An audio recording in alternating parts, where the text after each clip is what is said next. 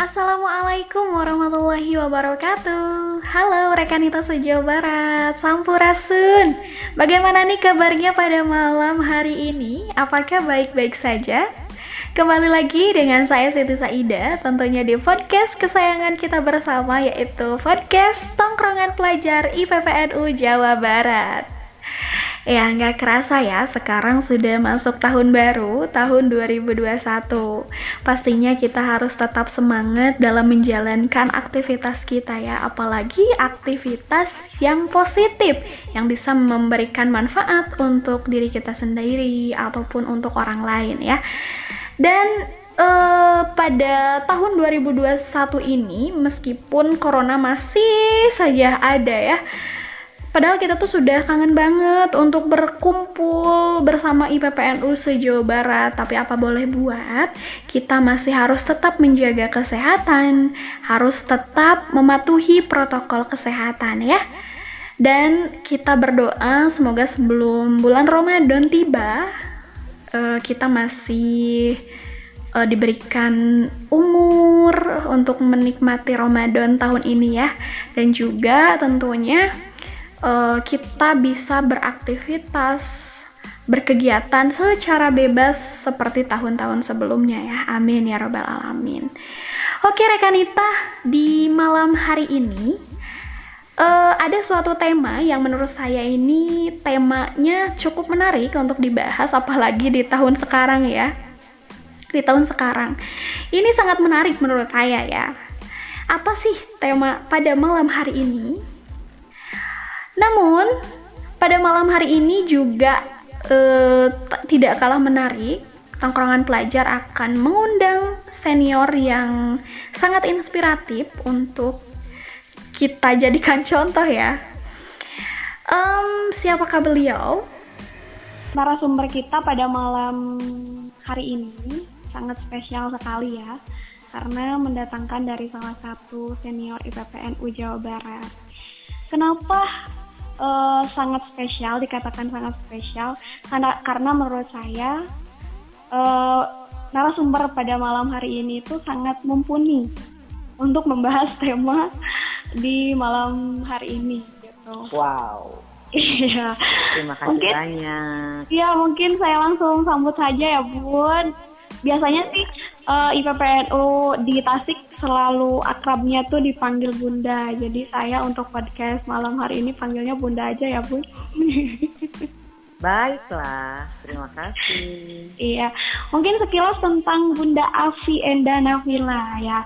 Bunda Afi itu beliau adalah aktivis NU. Beliau dulu sempat menjabat sebagai Ketua PW IPPNU Jawa Barat periode 95 hingga 99 ya Bun? Betul. Iya, dan juga untuk jabatan saat ini beliau adalah Ketua Majelis Alumni IPPNU Jawa Barat. Terima kasih. Iya Bunda, gimana kabarnya Bun? Sehat? Baik, alhamdulillah. Gimana juga kabarnya adik tercinta? Terima kasih sudah mengundang di acara podcast ini. Iya. Satu kehormatan buat saya bisa diundang ke podcastnya IPPNU dan menyatakan respect serta kagum lah bahwa IPPNU punya ide untuk mengadakan acara podcast by phone seperti ini. Iya Bunda, iya mohon maaf sekali Bun. Iya baru bisa mengundang Bunda, dan harusnya tuh ingin melakukan podcastnya tuh secara langsung gitu, nggak melalui telepon. Tapi kan karena jarak yang memisahkan kita ya Bun. Jadi melalui telepon saja lah, masih bisa dikondisikan ya Bun ya. Iya. Iya. Lagian sekarang kan zamannya media. Jadi kita media tidak membatasi kita, tapi media mendekatkan kita dengan berbagai cara gitu. Betul, mendekatkan yang jauh ya Bun. Iya, kebetulan Bun dari podcast Tongkrongan Pelajar ini kan baru adanya tahun sekarang, periode sekarang, zamannya Ketua Teh Puput. Dan alhamdulillah untuk podcast Tongkrongan Pelajar sudah untuk malam ini episode yang ke-9 Bun. Alhamdulillah. Iya. Itu continue setiap 2 minggu sekali. gitu. Mm-mm. Dan untuk malam hari ini tema yang akan kita bahas atau kita ngobrolin apa ya Bun, tema yang insya Allah bermanfaat lah ya untuk didengarkan, terkait menikah dan organisasi. Sebetulnya temanya itu ekstrim Bun, tapi menurut saya tuh sangat apa ya, Sangat relate. iya, Sangat relate dengan IPPN lu. iya betul Juga dengan Fatayat. Ini relate banget gitu. Makanya kan menurut saya itu penting sekali untuk dibahas gitu. Iya. Terkait menikah dan organisasi Bun, hal apa sih Bun yang terbesit di pikiran Bunda nih sebagai senior IPPNU bahwa yang sudah menikah masih aktif di IPPNU atau di organisasi? Ya. Pertama tentu bagi IPPNU masalah menikah ini sebetulnya mungkin tidak terlalu bermasalah karena usianya IPPNU itu usianya pelajar. Ya. Jarang sekali di usia pelajar itu jarang sekali atau jarang ditemukan kasus, meskipun mungkin beberapa ada bahwa masih aktif di IPPNU kemudian sudah menikah. Saya lihat seperti itu ya. Karena di zaman sekarang yang namanya menikah tentu paradigmanya sudah berubah. Kalau dulu kan menikah harus cepat-cepat menikah, cepat-cepat menikah. Tetapi sekarang itu menikah bukan urusan cepat-cepatan, tapi tepat-tepatan gitu kan ya, gitu. Ada ungkapan atau ada pendapat sebagian orang bahwa jangan menikah karena tuntutan, jangan menikah karena ingin cepat-cepat, tapi menikahlah pada saat yang tepat gitu. Iya gitu. Kalau zaman Bunda dulu mungkin di usia 25 belum menikah itu, wah sudah menjadi perbincangan di keluarga gitu. Setiap lebaran yang ditanya kapan menikah, dan itu adalah merupakan pertanyaan yang sangat tidak nyaman. Hal itu dialami oleh Bunda sendiri. Bunda itu menikah di usia 27. Di usia 27 pada saat itu tuh udah IPTN banget. IPTN, jadi kita waktu itu punya istilah IPTN, Ikatan Pemuda-Pemudi Telat Nikah gitu. Nah, jadi sudah umum bahwa aktivis pada saat itu memang mereka banyak yang menunda pernikahan. Karena betul, jadi bagi perempuan yang aktivis, menikah itu kadang-kadang menjadi belenggu gitu, menjadi belenggu sehingga dia tidak bisa secara bebas untuk mengekspresikan aktivitasnya di organisasi gitu. Itu memang ada betulnya gitu. Nah kemudian pada akhirnya menikah adalah pilihan gitu ya. Pilihan, kemudian kita tidak tahu bahwa jodoh itu datangnya kapan. Ketika di usia muda kemudian Allah memberikan jodoh dan tidak bisa ditunda-tunda, ya menikah juga pilihan gitu. Dan tidak bisa ada yang menghalangi gitu. Jadi kemudian pada akhirnya apakah itu akan bermasalah dengan masalah aktivitas atau tidak gitu. Makanya kenapa misalnya seseorang yang bekerja di suatu instansi yang punya ikatan dinas, mereka dengan sangat tegas mengatakan bahwa misalnya ikatan dinas selama sekian nggak boleh menikah, gitu kan? Artinya mereka sangat menyadari bahwa menikah akan menjadi sebuah kendala bagi perempuan untuk melakukan suatu pekerjaan atau aktivitas. Sebetulnya ini kalau dilihat dari gender ini sungguh suatu ketidakadilan gitu. Ketika seorang laki-laki bisa secara bebas mengekspresikan dirinya meskipun dia sudah menikah, kenapa perempuan menjadi terbatas gitu ketika sudah menikah. Nah itu juga tentu berkaitan dengan stigma masyarakat, budaya, juga, stigma agama juga, bahwa memang kalau perempuan sudah menikah ya kewajiban dia adalah mengurus rumah tangga gitu kan, apalagi kalau sudah punya anak. Nah inilah yang membatasi itu semua gitu. Sampai di sini ada yang perlu dibahas lagi? Itu sangat jelas sekali sih Bun terkait pembahasan yang sudah menikah tetapi masih tetap aktif di organisasi ya Bun ya. Tetapi banyak juga Bun, khususnya di IPPNU itu rata-rata ya kalau misalkan sudah menikah itu menjadi kurang aktif. Yang awalnya aktif, sangat aktif, tapi setelah menikah dia tuh menjadi kurang aktif gitu. Nah, berkaitan dengan pertanyaan yang selanjutnya terkait permasalahan yang barusan saya sampaikan, apakah menikah itu merupakan hambatan untuk tetap aktif di organisasi atau tidak, atau bisa ditangani atau bisa diatasi, seperti apa, Bun? Bisa iya, bisa tidak jawabannya ya. Gitu. Pertama tergantung kekuatan niat dari orang tersebut. Yang kedua, bagaimana dia membuat kesepakatan dengan pasangannya, gitu kan.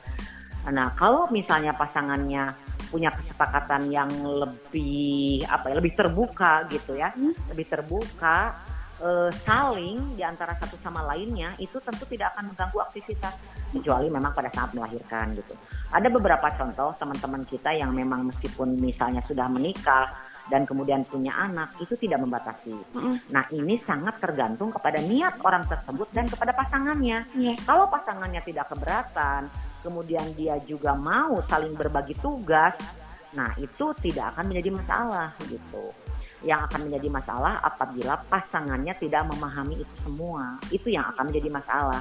Bukan hanya pada saat awal pernikahan, bahkan mungkin meskipun usia pernikahannya sudah lama juga akan menjadi masalah gitu. Betul. Kalau misalnya si pasangannya tidak paham.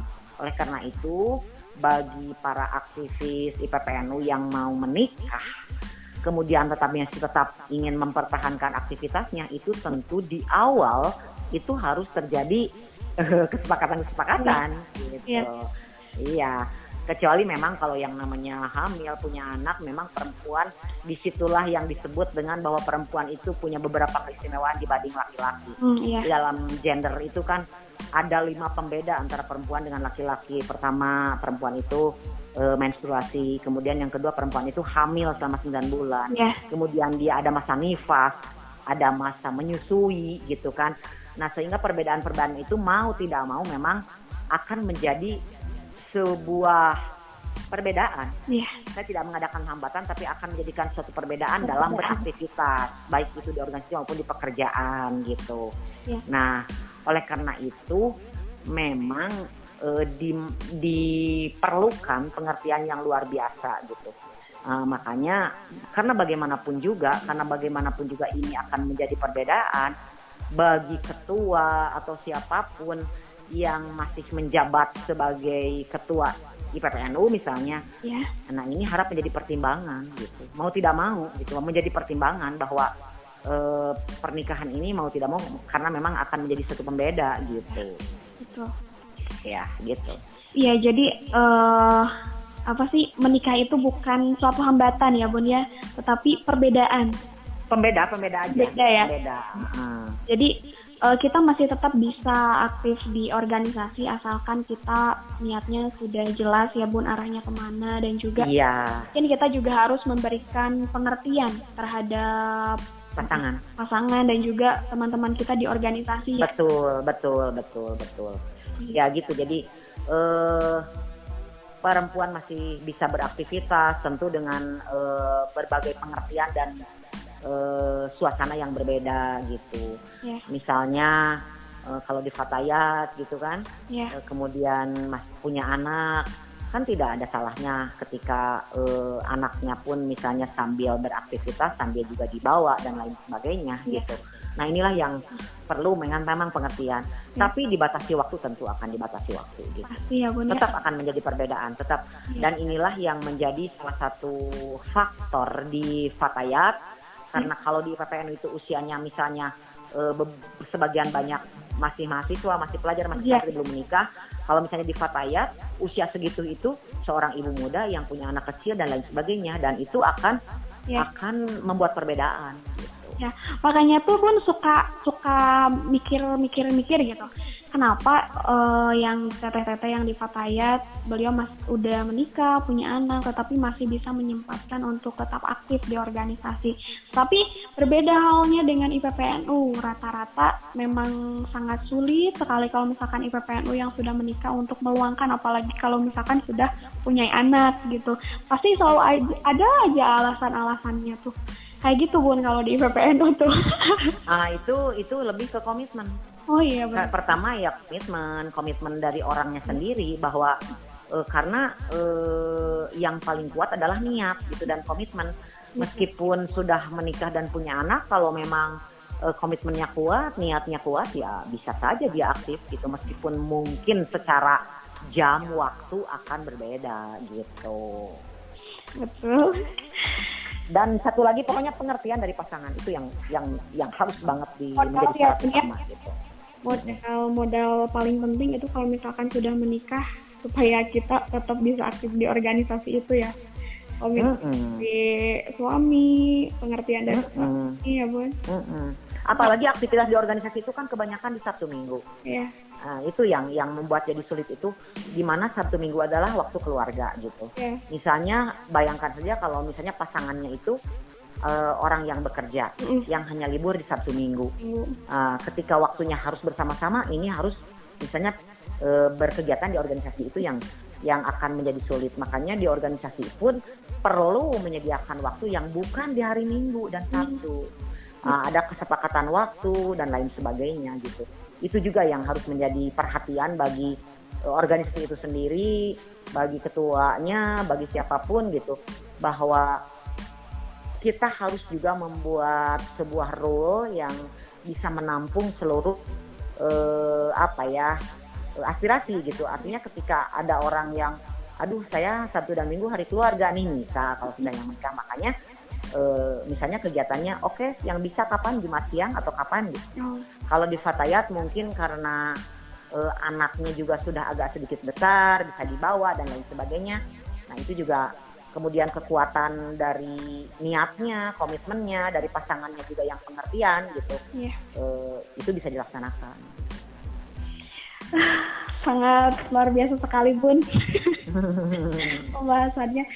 Dan di sini ada tips nggak Bun supaya mendapatkan calon suami yang pengertian? Kalau mendapatkan calon suami yang pengertian, kayaknya apa ya? Tipsnya mungkin tidak terlalu khusus. Kalau misalnya dengan seorang aktivis lagi juga mungkin kalau dia aktivis lagi, tapi tidak menjamin juga. Banyak yang aktivis laki-laki tapi istrinya tidak diizinkan untuk aktif gitu. Yang penting dengan siapapun berjodoh, dengan siapapun pasangannya, di awal ketika kita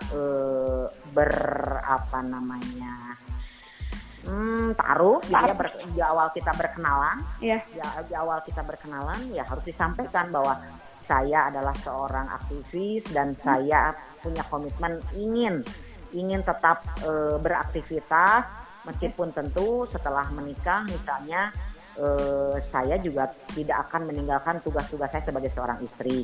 Dan saya yakin bahwa perempuan itu bisa, karena di dalam sebuah bacaan bahwa perempuan itu seseorang yang bisa multitasking. Dia bisa merasakan, dia bisa melakukan sesuatu, dia bisa memikirkan dalam waktu yang bersamaan. Karena secara ilmiah di dalam saraf manusia itu, di otak manusia itu ada yang disebut dengan corpus callosum. Jadi sejumlah serabut saraf yang menghubungkan saraf kiri dan kanan, di mana saraf serabut tersebut 25% lebih banyak di perempuan daripada di laki-laki. Jadi kalau laki-laki hanya bisa melakukan satu tugas dalam satu waktu, itu wajar. Lebih ya, Bu? Misal laki-laki itu kalau lagi nonton bola dia nggak bisa diganggu. Yeah. Dia lagi bisa mengerjakan satu aja dia nggak bisa diganggu. Dia akan misalnya begini, kenapa sih ini pasangan saya kok misalnya jarang sekali ngasih kabar, dia lagi sibuk. Padahal kalau sibuk dia begini, nggak bisa. Karena dia memang kalau dia sudah fokus pada satu, ya satu. Beda dengan perempuan. Dia bisa melakukan A, B, C secara bersamaan. Itu perempuan. Yeah. Dan itu memang sudah dari secara anatomi tubuhnya sudah bisa begitu gitu. Nah, oleh karena itu ketika sudah menikah, buktikan bahwa kita bisa melakukan itu. Contoh, ada kegiatan jam 9, pagi-pagi dia sudah beresin rumah, dia sudah menyiapkan sarapan, kemudian pergi. Setelah pulang ke rumah, dia juga mengerjakan pekerjaan rumah dengan baik gitu. Yeah. Nah gitu. Jadi memang itu dibuktikan gitu bahwa kita bisa melaksanakan berbagai tugas dengan baik. Karena bagaimanapun juga perempuan itu sebetulnya lebih berat tugasnya daripada laki-laki. Dia juga seorang ibu, seorang istri, dan seorang anggota masyarakat. Meskipun sebetulnya kalau laki-lakinya pengertian dan bisa menyelami apa yang dimaksud dengan pemahaman gender, pekerjaan rumah pun bisa dilakukan secara bersama-sama. Ya. Nah, itu ini yang orang laki-laki Indonesia kalah dengan laki-laki Barat. Laki-laki di dunia Barat itu dia bisa masak, bisa menyiapkan sarapan, dia bisa membereskan rumah gitu. Tapi kalau laki-laki Indonesia tidak bisa. Pemahaman dia, stigma dia bahwa pekerjaan rumah itu pekerjaan perempuan. Karena sebetulnya enggak, bisa juga gitu. Siapa yang salah? Itu stigma, budaya yang sudah berlangsung berabad-abad di Indonesia bahwa pekerjaan rumah itu hanya dilakukan oleh perempuan gitu. Iya. Iya. Ya gitu Bun, terkait apa sih? Jadi untuk kita bisa diizinkan, misalkan kita diizinkan untuk aktif di organisasi, kita juga harus bisa menyelesaikan kewajiban kita sebagai istri ya Bun. Iya betul. Istri sebagai ibu. Kalau misalnya pasangan kita sudah bisa melihat bahwa memang pasangannya di rumah bisa menyelesaikan berbagai hal, ya pasti oke, nggak apa-apa. Tapi kalau misalnya tidak bisa, ya pasti di Indonesia itu pasangannya akan lebih memilih bahwa kamu harus diam di rumah dan menyelesaikan tugas di rumah gitu. Aduh, kayaknya nggak bisa ya Bun. Kalau iya Bun, di sini kan terkait menikah dan organisasi nih. Iya. Ada tip dan trik nggak dari Bunda supaya ya ini dibahas kembali Bun, tip dan trik dari Bunda supaya kita bisa menjalankan keduanya, kita bisa menjalankan organisasi dengan baik, juga bisa menjalankan menjadi seorang istri atau ibu yang baik memanage waktu dengan baik. Memanage waktu. Kunci utama memanage waktu dengan baik. Jadi kapan waktunya kita mengurus rumah, kapan waktunya kita mengurus sesuatu di rumah, mengurus pekerjaan, dan kapan waktu kita berorganisasi. Itu perlu manajemen waktu dengan sangat baik, penjadwalan dan lain sebagainya. Jangan menunda pekerjaan nanti. Apa yang bisa dilakukan sekarang, lakukan sekarang gitu. Jadi pekerjaan rumah lakukan dengan baik. Ketika harus melakukan pekerjaan organisasi, lakukan juga dengan baik. Sehingga dibutuhkan energi yang besar gitu untuk bisa melakukan itu semua gitu. Jadi memanage waktu gitu. Karena apa yang saya rasakan, barangkali ini tahadus bin Smart, kenapa orang bilang kok bisa sih melakukan ini itu, karena bagaimana saya memanage waktu dengan sangat hati-hati gitu. Ketika saya juga bekerja di kantor, ketika saya juga mengurus organisasi, ketika juga tapi saya masih bisa nonton drakor, saya masih bisa buka medsos dan lain sebagainya, karena saya memanfaatkan setiap momen itu dengan sebaik-baiknya. Saya juga masih bisa misalnya ngurus tanaman, saya juga misalnya di waktu-waktu tertentu saya juga masih bisa masak gitu. Jadi semua momen yang ada pada kita itu manfaatkan dengan sebaik-baiknya. Itu triknya itu memanage waktu dengan baik. Ya Bun ya. Ya, makanya saya tuh sangat senang sekali untuk membahas tema menikah dan organisasi itu dengan Bunda. Karena saya melihat keseharian Bunda. Kan Bunda itu kan seorang ibu rumah tangga. Juga Bunda nggak hanya aktif di organisasi, tapi Bunda juga mempunyai aktivitas lain kan di kerjaan Bunda. Tapi kok bisa gitu mengerjakan semua hal itu dan Fatayat di kota Tasikmalaya itu tetap produktif gitu, padahal kan Bunda super sibuk tapi tetap produktif gitu. Makanya keren sekali Bunda ini. Saya ngefans Bun.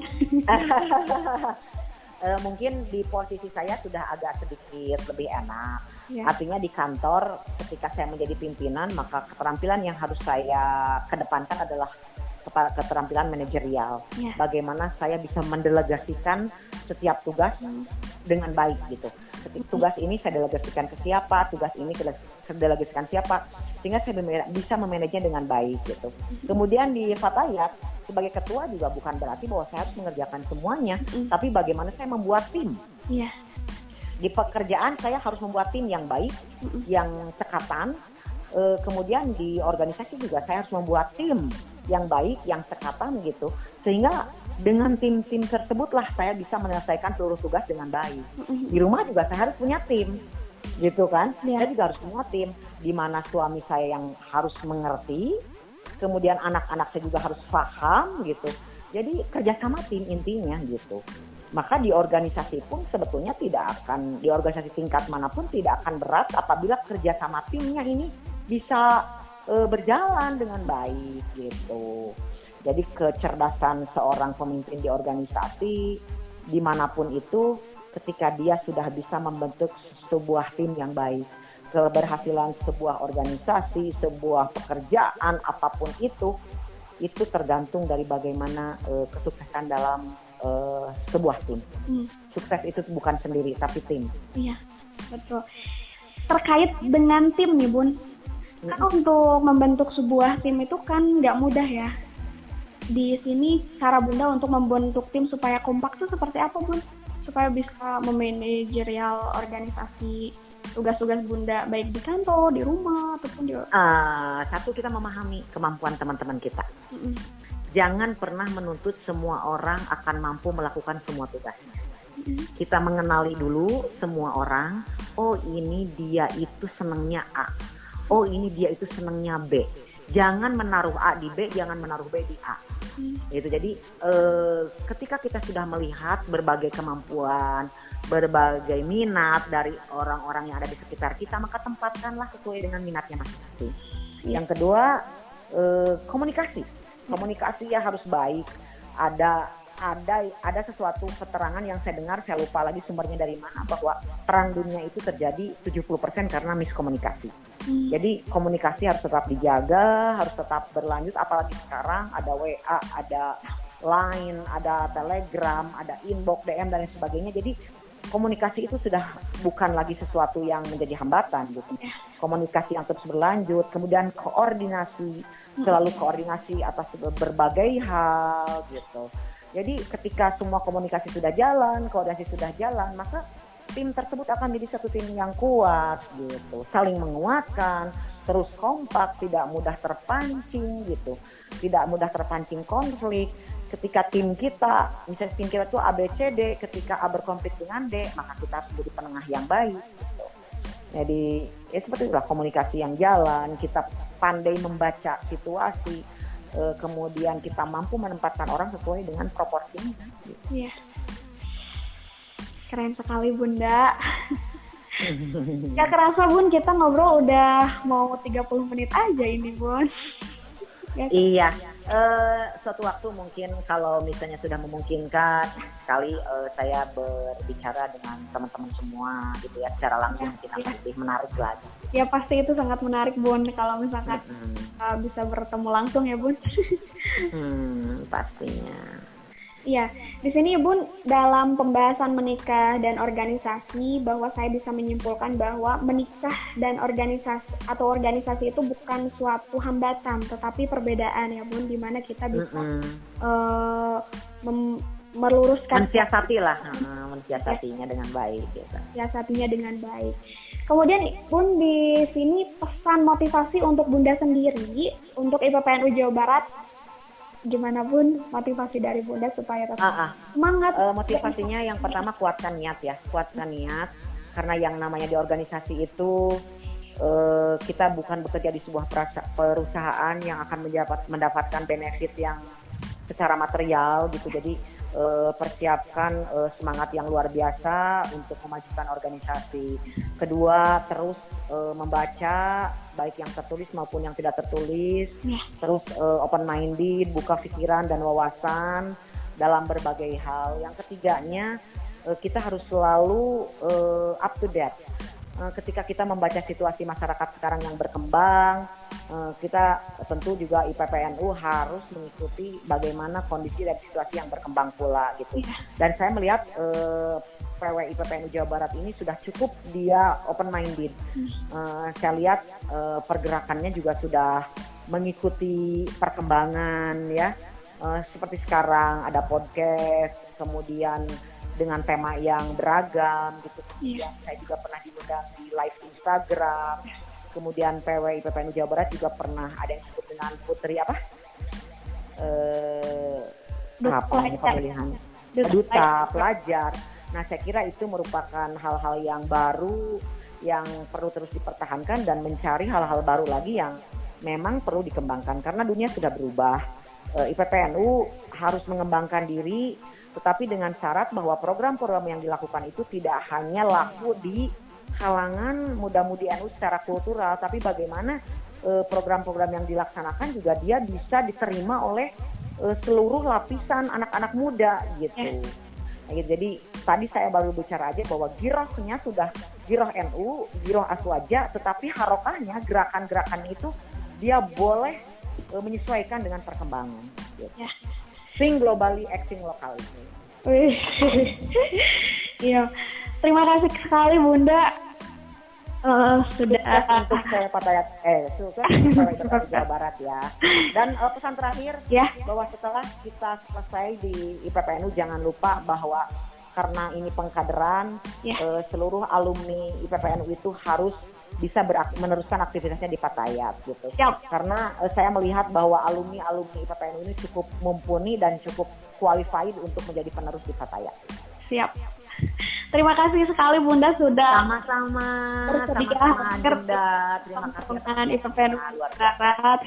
Pasti sangat manfaat sekali ngobrol pada malam hari ini Bun. Mudah-mudahan Bunda selalu diberikan kesehatan.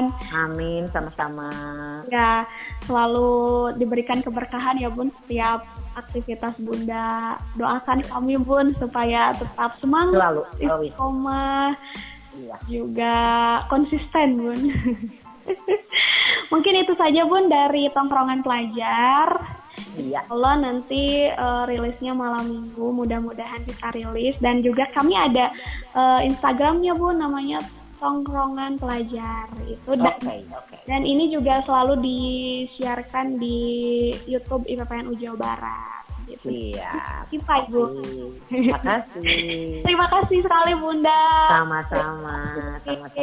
Ya, assalamualaikum warahmatullahi wabarakatuh. Waalaikumsalam.